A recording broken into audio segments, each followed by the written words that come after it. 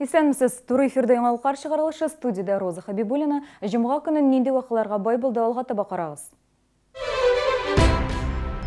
Шәһәрдәшләрнең күбесе октябрь айы өчен транспорт картасына акча сала башлады инде. Әмма күбесе аның белән куллана алмыйбыз дип уйлый. Ни өчен Гүзәл Шикапова ачыклады. 1 октябрь халыкара өлкәннәр көне. Бу уңайдан безнең редакция күңелләре белән һаман да яшь әби-бабайларда кунакта булды. Желаем бөтенесенә дә шулай эшләргә. Ялкауланмагыз, эшләгез, әйбәт итеп, матур итеп. Гомерегезне, яшь гомерегезне үткәрегез шулай итеп. Янгыннар саны елдан ел арта бара, аеруча балалар белән бәйлеләре. Бу очракларны булдырмас өчен нәрсә эшләргә белгечләр киңәшен хәбәрчебез тыңлады. Өлкәннәр декадасы алдыннан редакциягә пенсионерлар ярдәм сорап килде. Алар җәмәгать транспортындагы хезмәт күрсәтүдән канәгать түгел. Әгәр тукталышларда өлкәннәр генә басып торса, маршруткалар туктамыйча да үтеп китә. Әгәр өлкәннәр автобуска утыра икән, үз адресларына күп санлы кыерсытулар ишетергә туры килә. Барысына да ташламалы транспорт картасы сәбәпче. Теманы Гүзәл Шихапова дәвам итә. Булган хәлләрдән соң Инсаф Мусин әле дә тынычлана алмый. Бер атна элек аны маршрут транспортын йөртүче егет кыерсыткан. Барлык пассажирлар алдында ул 71 яшьлек пенсионерга транспорт картасында акча юк дип белдергән. Уйдым, мәшә тигер балда акчасы юк ди. Шулай итеп миңа акча түләтте ул. Карыйм, әле өстәвенә ул бит кешеләрендә минем мондай хәлгә туры килгән юк. Мин беренче тапкыр утырдым мондай маршрутка, яме. Гел трамвай белән йөридем. Ну, 2 тапкыр озын автобус бар шәһәрдә. Шуңа хәзер утырдым. Анда все нормально. Шәһәрдәшебез картада акча барлыгын ышанып әйтә ала. Бу хәлдән соң ул аның белән кулланган инде. Теләсәң дә алдап булмый. Система буенча картага акчаны агымдагы айның 10-нчы көненә кадәр салырга кирәк. Югыйсә акча киләсе айның балансына китә. Бүген ул моны безнең камера алдында исбатлады. Есть там деньги, пробивает, да? Да, нормально все. Длинный гудок был, да? Кызганыч, әмма бу проблема күп шәһәрдәшебезне борчый. Пенсионерлар транспорт номерларын яттан өйрәнеп кала, әмма гаделсезлек белән көрәшә алмый. Ну не хотят пробивать. Как объяснять, что отвечать вам? Ничего не объясняет. Иногда порвет это корешок. Молодой человек, моя мама за деньги ездит. Ну что же, мне 71 год, я не заработала, я 46 лет здесь живу, КамАЗ с нуля строили. Почему я не могу? Первый раз купила эту карту. Ой, отметил деньги, да? Все время и так вот меня сразу... Зур автобусларда һәм трамвайларда мондай аңлашылмаучанлыклар килеп чыкмый. Нифазларда карта белән мөстәкыйль рәвештә түләп була. Ташламаларга ия булган шәһәрдәшләр аппаратка күбрәк ышана башлаган. Если вот раз на трамвайда бір сүзәтмә бір кашандаган. Газелда. Газелда, конечно, biraz возмущаться итәр, но инде тоже элек шикелле ха юк шунда. Мен андай ниләре крубит иткәннәре юк. Алалар да нитәләрдә бирәләр, рәхмәт дип әйтеп чыгып китәм, мен ала иткәннәре юк.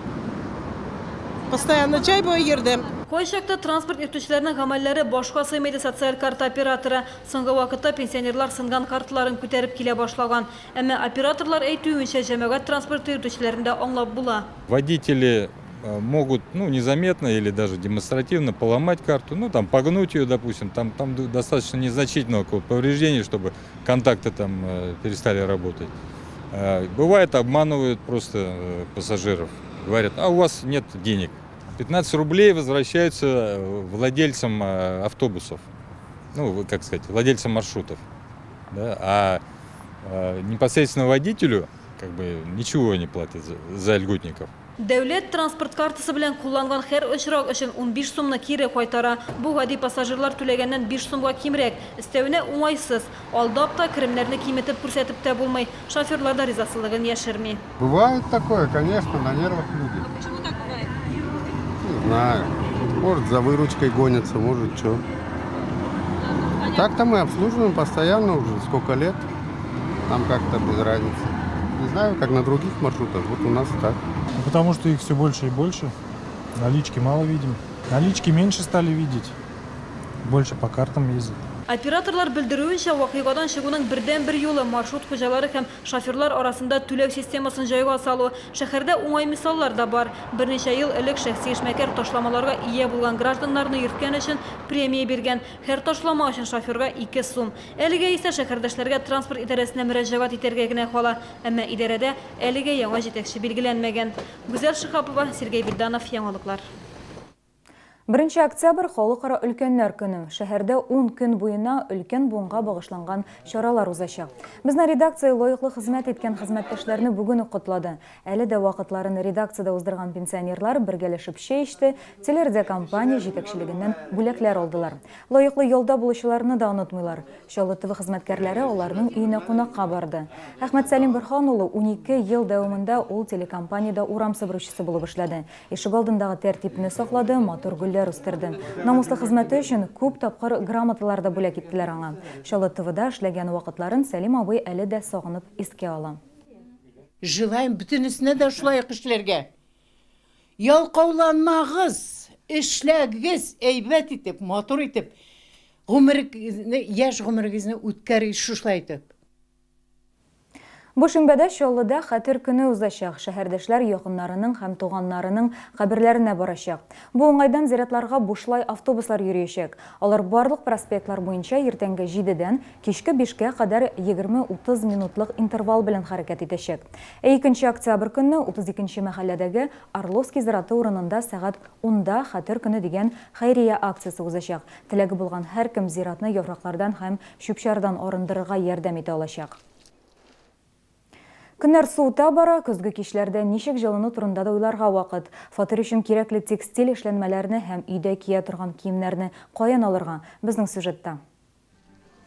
Җылы юрганнар, йомшак мендәрләр, сөлгеләр һәм урын-җир кирәк-яраклары. Чаллыга Иваново текстиле ярминкәсе килде. Салкын кичләрдә сарык һәм дөя йоныннан эшләнелгән юрганнар җылытачак. Бамбуктан эшләнелгән одеяллар сатып алучылар арасында аеруча популяр. Бамбуковое волокно, но рекомендуется как теплообменник. То есть летом под ним не жарко, а зимой под ним очень тепло. Мендәрләрнең төрлесе бар, шәһәрдәшләргә аккош мамыгыннан, сарык һәм дөя йоныннан эшләнгәннәрен тәкъдим итәләр. Верблюжья шерсть является единственной шерстью, которая гипоаллергенная. То есть ее также можно покупать как для взрослых, так и для детей. Иваново текстиле ярминкәсендә урын-җир кирәк-яраклары да бар. Олылар һәм балалар өчен комплектлар тәкъдим ителә. Плитлар, декоратив мендәр тышлары, метрлап сатыла торган тукымалар, барысы да сатып алучы күңеленә хуш килә. Мы уже не раз брали ивановский текстиль, одеяло, подушки. Качество очень хорошее, одеяла теплые. Так что рекомендуем брать. Носочные изделия очень хорошие. Для себя вот присмотрела ткань. Мамыктан һәм йоннан бәйләнгән уйыклар аякларны салкыннан саклаячак. Алар олылар өчен дә, балалар өчен дә, төрле төсләрдә. Я думаю, в этот раз, когда мы сюда приехали, мы учли спросы любых покупателей. Пройдя к нам, вы найдете все. Иваново текстиле ярминкәсе шәһәрдәшләрне 30 сентябрьдән 8 октябрьгә кадәр көтеп кала. Сатучылар иртәнге 10-нан кичке 7-гә кадәр Экспо-Кама күргәзмә үзәгендә эшли. Ел башыннан Чаллыда янгыннар саны арткан. Бу узган ел белән чагыштырганда 2 тапкыр күбрәк. Әлеге афәтнең балалар белән бәйле булуы аянычлы. Янгыннарны булдырмый калу өчен нишләргә, нинди чаралар күрергә кирәк? Бүген шәһәр идарәсендә моңа багышланган конференция узды. Толырак мәгълүмат Райнур Әгъләметдинов репортажында. Чаллыда соңгы янгын 27 сентябрь көнне булды. Раскольников урамы 3805 йортында 9-нчы каттагы 3 бүлмәле фатир янды. Янгын чыккан вакытта фатирда 7 яшьлек малай булган. Фаразлар буенча диванга электр җылыткычына ут капкан. Малай куркып янгынны үзлектән сөндерергә тотына. Тик сөндерә генә алмый, ут инде өйнең иченә кабырга өлгерә. Малай шуннан соң гына фатирны калдырып баскыч мәйданчыгына чыга. Бәхеткә каршы бу вакытта малайның әтисе өйгә кайтырга чыккан була. Янгын сөндерүчеләрне ул чакырта. Бала ул вакыт ішендә инде төтенгә агулана. Ашыгыч ярдәм машинасы килеп баланы хастаханәгә озатыла. Әлеге бәхетсезлекнең төп сәбәбе ут белән сак эш итмәү. Ата-аналарның балаларны мондый гадәттән тыш хәлләр вакытында нәрсә эшләргә кирәклеген аңлатмауда. Бу беренче генә очрак түгел инде. Бүген шәһәр идарәсендә шушы темага конференция узды. Максатлары янгыннар санын киметү, шәһәр халкын кисәтү киңәшләр бирү. Напоминаю, что в первую очередь вы должны сообщить, уважаемые граждане, в пожарную охрану по единому номеру, это 01 101 112.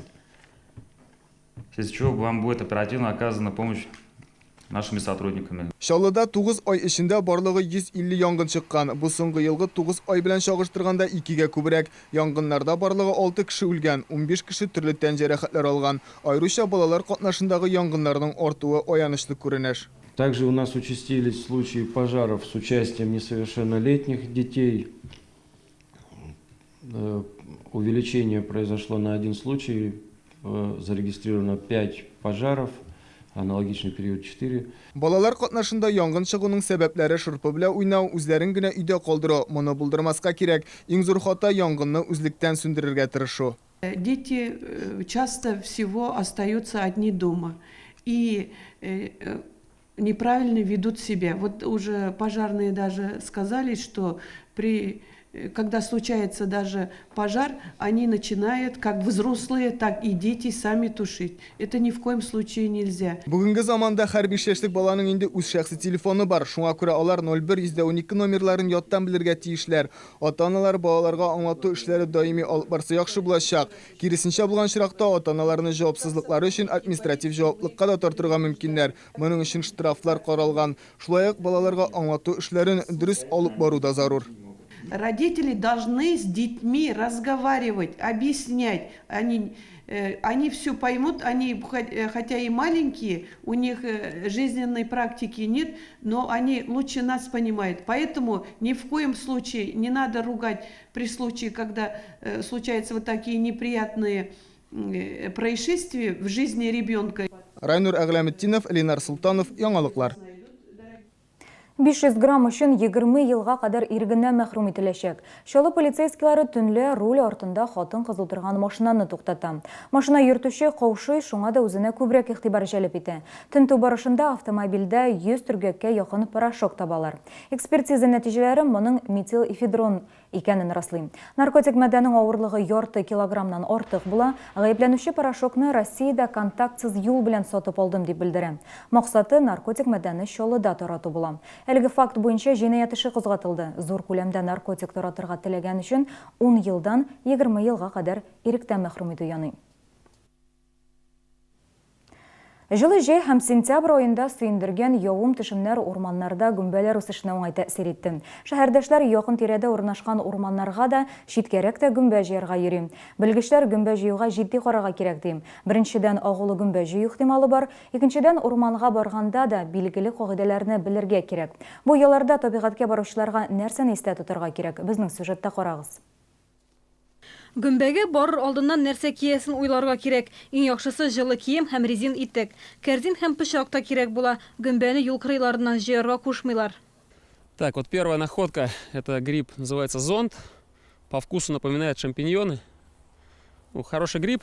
Не все его собирают, так, боятся внешнего вида. Похоже на поганку. Республика урманнарында күп төрле гөмбәләр үсә. Иң мөһиме агулысын җыймаска. Так, вот у нас еще один масленок. Он уже довольно крупный.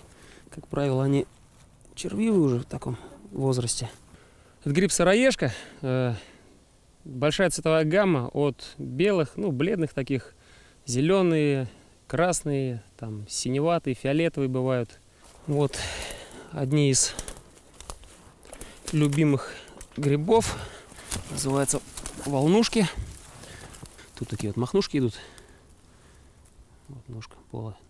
Они очень редко бывают червивыми. Так, вот у нас еще один хороший гриб. Называется подберезовик. Сейчас мы его достанем. Коричневая шляпка. Опять же, это губка. Еще один гриб. Я его в этом году для себя открыл. Называется мокруха. Мокруха еловая, если полное название.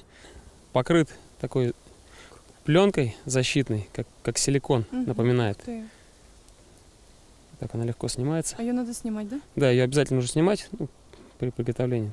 Хәвәскәр гөмбәчләр шикләнгән очракта ашыкмаска киңәш итә. Әгәр агулы гөмбәне пычак белән киссәң, агу башкаларына да күчәргә мөмкин. Агулы гөмбәне ашарга яраклылар янына салмаска кирәк. Это мухомор пантерный называется.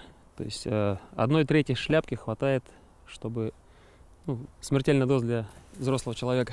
Ну вот отличительная особенность. Несъедобные грибы, как правило, тонкая ножка у них и неприятный запах. То есть вот его понюхать, Урманга барганда маршрутны алдан сайларга киңәш итәләр. Бара торган урын хакында якыннарны кисәтергә кирәк. Телефонның зарядкасы җитәрлек булсын, ашарга, эчәргә һәм аптечка алсаң да зыян булмас.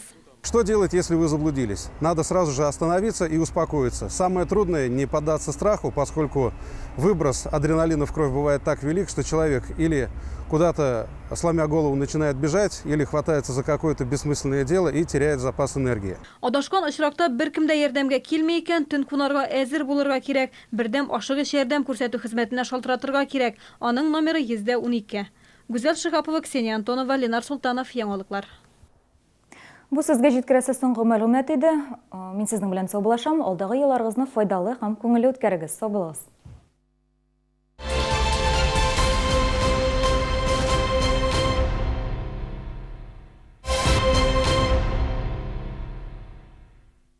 Октября. Концертный зал. Уникальный артист и музыкант Дима Билан. В новом шоу 35 неделимые. Телефон 78 25 01. Онлайн-продажа на сайте городские зрелищные кассы. Для силы, для молодости, для жизни. Вода, рожденная в мезозойскую эру. Минеральная вода Тарханская. Уникальный край, уникальная вода. Европейский подход к лечению аденомы и простатита. Урологический центр «Урамед». Звоните 49 22 10. Молния! Корпорации Центр и Селдом сверхвыгодная рассрочка. Например, большой телевизор за 2100, а кровать за 700 рублей в месяц.